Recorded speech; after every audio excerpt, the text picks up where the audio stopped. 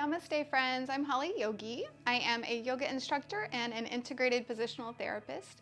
And on this channel, you'll find a whole host of really powerful self-care practices that I prescribe to my clients who are dealing with chronic pain and structural imbalance so that they can be empowered on their journey of healing to do the work themselves. So there's so much that we can do on our own, and that's what this channel is all about. And today I'm going to share with you one of my all-time favorite techniques for releasing low back pain. This is a go-to for low back, hip pain, basically anything below the hips. It's also deeply relaxing, and it can start to bring us into that parasympathetic state, our rest and digest, where the body can just naturally heal. So before we get started, be sure to like this video, share it with anyone you know who might be dealing with low back or even hip pain. So for this technique, we're going to work with a muscle called your psoas. You may have heard of it. And a lot of times when working with the psoas with a therapist, they might do some really deep work, some trigger point therapy. Maybe if you go to a yoga instructor, they might recommend you lengthen your psoas, which of course is really good to do. Most of ours are pretty short and tight. But here we're going to take a different approach. We're going to release your psoas. We're going to soothe the nervous system. And I find this so powerful. It might not look like we're doing much, but it is so powerful. It's also really safe and a great first step when dealing with low back pain. And we can always follow this up with then stretching type of work. So let me tell you just a little bit about your psoas so you can visualize it as we're releasing, which is also very powerful. So your psoas lies deep in the body. It is your biggest, strongest hip flexor. That's what it's kind of known for. But the more we study it, the more we realize it's so much more than a hip flexor, right? It hugs the spine. It connects right at T12, the same place that your diaphragm connects. And I couldn't even palpate it up here, even if I tried. It is so deep. It literally connects from T12, your lowest thoracic vertebra, down the spine, and it has connections to the vertebra and the discs, and you've got two of them. And what can tend to happen, maybe one side gets really chronically tight and tense, and it can start to pull on those discs on the vertebra, and so we can really see the impacts that an imbalance in the psoas can start to cause on the body, on the spine. The psoas runs down the spine, where then it joins forces at the inside of the pelvis with another muscle there called your iliopsoas. Sorry, another muscle called your iliacus. When you put those muscles together, it's called your iliopsoas. I just refer to it as your psoas though.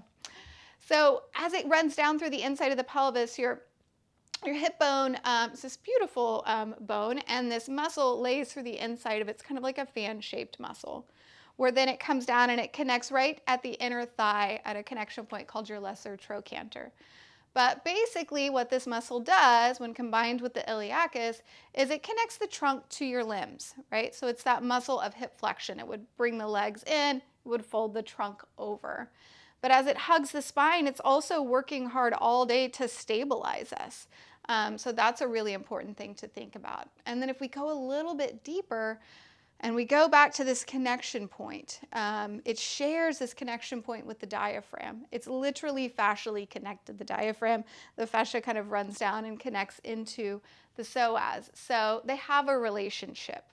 And when we're feeling stressed or there's a threat around, whether it's real or not, if you're in that fight or flight state, what tends to happen is that psoas will tighten and contract in response to that threat. This is also a protection mechanism, right? So as we tighten and contract, we're protecting our abdomen, right? This is where we're kind of most exposed, right? So we can even go back to evolution and see the way that this muscle has developed.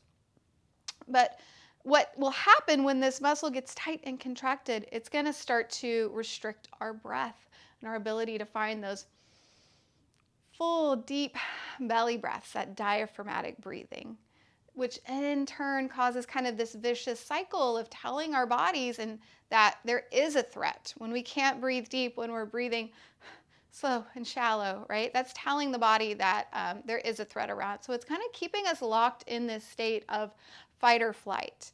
And In the state of fight or flight, the body really can't heal. We need to move into our parasympathetic nervous system where we can rest and digest and repair. So that's what we're going to do. We're going to release the psoas, but in doing so, hopefully really bring you into that rest and digest place. For this technique, it's very simple. You can do this in bed, laying down. You can do this on the floor. You can even do this on the couch. You just need a place to lay down, which will probably feel good on your back if you are experiencing low back pain. So as you come onto your back, I always recommend something underneath the head to give a little bit of support. And then another way to just kind of check in with the psoas is to start with the knees bent. See how your back feels here. And then we can extend the legs and notice if when you extend your legs, if that back pain ramps up a little bit. Maybe you linger here for, a minute or two and give the body a little bit of time. And if you feel that ramping up or if you feel it immediately, that is a sure sign you've got something going on with the psoas, right? So let's release it. So let's bend those knees back up. This already starts to put a little bit of slack on the psoas. It starts to bring the two ends of the muscle closer together, which is what we're going to be doing for this release technique. The opposite of stretching, putting slack on the muscle. So go ahead and draw one knee into your belly. And I want you to start with whatever side, if you do have one side of your low back or your hip that's bothering you more, go ahead and begin with that side. We're going to draw that knee in and just start kind of rocking side to side. I want you to find what feels like a very comfortable, pain-free range of motion. So if there's any pinchiness, any stickiness, or if you pull the knee in too deep and you do feel some discomfort in the low back, give the body some space and begin at a place where there is zero pain. Even if that's way far forward, you can always loop a strap around the back of the leg here if reaching with the hands is a challenge at all. So find that wherever it is. And now we're going to utilize a technique called muscle energy technique. It's kind of like a contract and relax. It's a good way to trick this muscle into releasing. It's also going to help us put more slack on it without increasing any of those levels of pain. So we'll link the breath with this technique here as well. So what you're going to do is you're going to inhale really deep. Hold your breath in. I'm going to talk, but you hold your breath. And as you're holding your breath, you're gently going to push that knee forward into your hands. And if you can see as I'm doing this, I'm not letting my low back arc away. I'm just pushing forward from those hip flexors. And I just want you to use like 10 or 20% of your strength. Now exhale, release that contraction. And maybe the knee wants to glide in a little bit more. If the body wants to come in more, it totally can as long as it's pain-free. We're going to do 2 more rounds of that. Inhale. Breathe deep. As you're holding your breath, gently push forward. So if you push forward and that increases your pain, you're probably pushing too hard, so back off a little bit. Less is always more. Big exhale, let that go. Soften. See if you can relax all the muscles around the hip and the low back as you release. One more time. Inhale. Hold, gently press forward. Big exhale, release. Allow that knee just to melt in. Again, finding a very comfortable range of motion. We want this to feel sustainable because we're going to hold this for a full minute now.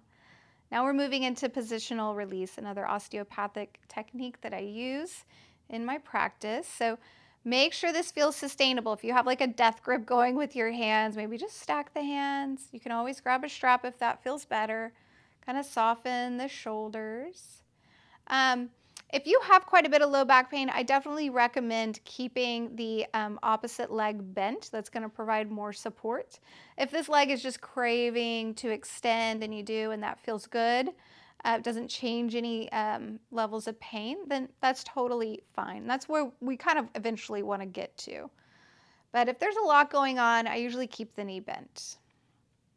So we hold this for about 60 seconds. We don't have too much longer. I've been chatting while you're here. But if you can close your eyes for a moment and just start to visualize your psoas and where it connects to the diaphragm, deep in the core of the body. And imagine that with your breath, you can massage the upper fibers of the psoas, because you actually can. So visualize that. Find your deep, expansive belly breaths, breathing down the spine deep into the hip. And then as you exhale, begin to invite those exhales to get long and smooth and steady.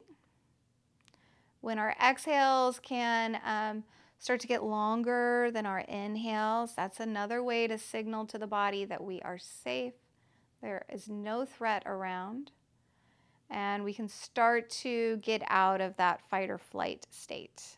Move into our rest and repair with our deep diaphragmatic breaths in and our slow exhales out. Maybe even breathing out through the mouth.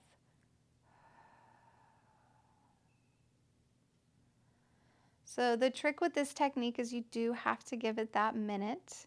It doesn't hurt if you hold a little bit longer, but we've probably been here about a minute. Let's just take one more breath. And a slow breath out.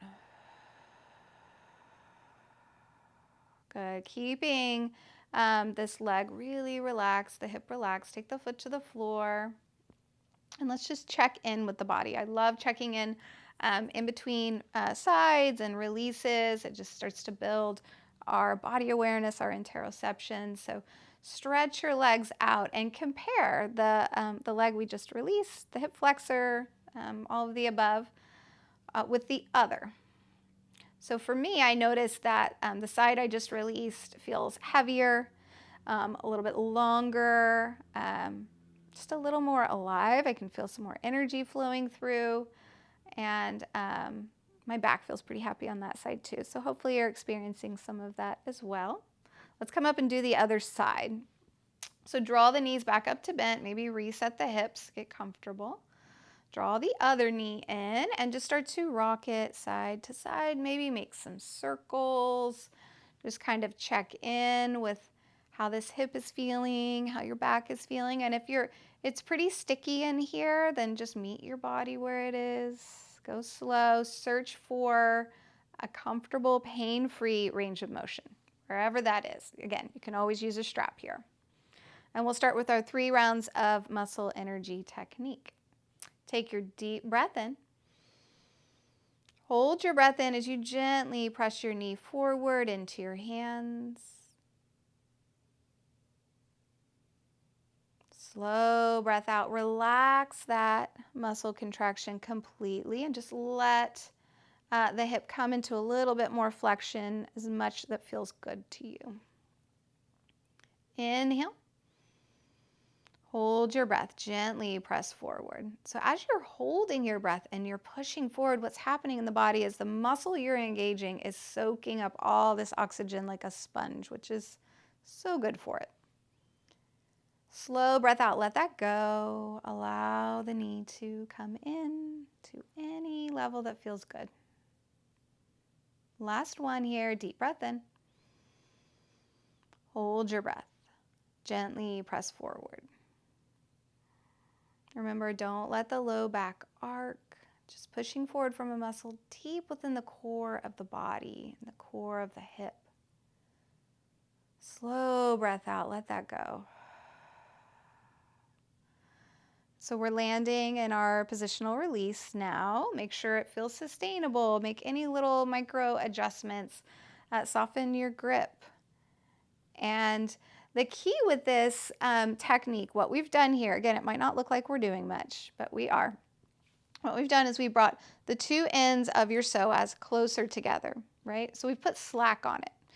And if you can imagine like a rope and you had a knot in your rope, is there any way you could get that knot untied if you were stretching the 2 ends apart?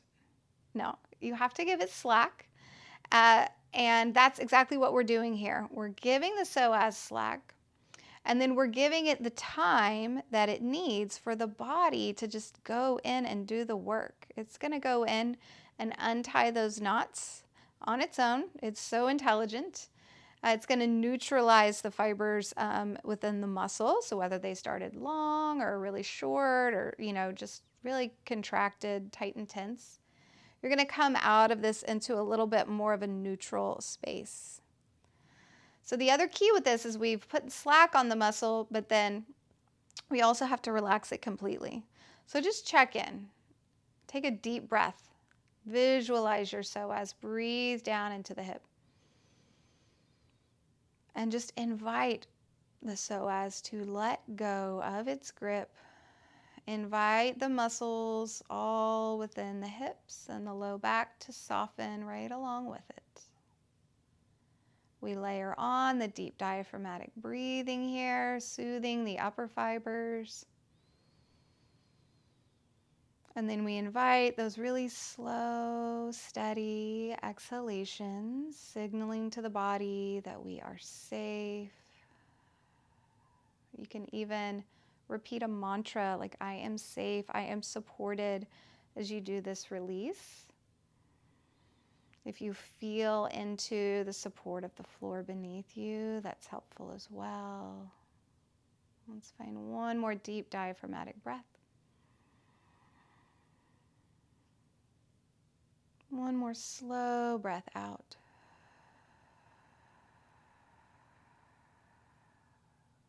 Good. Go ahead and release the foot to the floor. Adjust a little bit if you need to, and then we'll extend the legs and check back in. So as you stretch your legs out, first, obviously notice how your back's feeling. If you started with a high level of back pain, has that come down? Has it gone away completely? Is there still some stickiness on one side? Check in with all of those things. Check in, feel how your legs feel, your hips, your back. And if you are still feeling some discomfort in the low back, then what I would recommend for you is maybe doing another release on that side, right? You can also pull both knees into the belly for a moment here before we come up. Rock side to side. When we come out of these releases, I always want you to move really slow.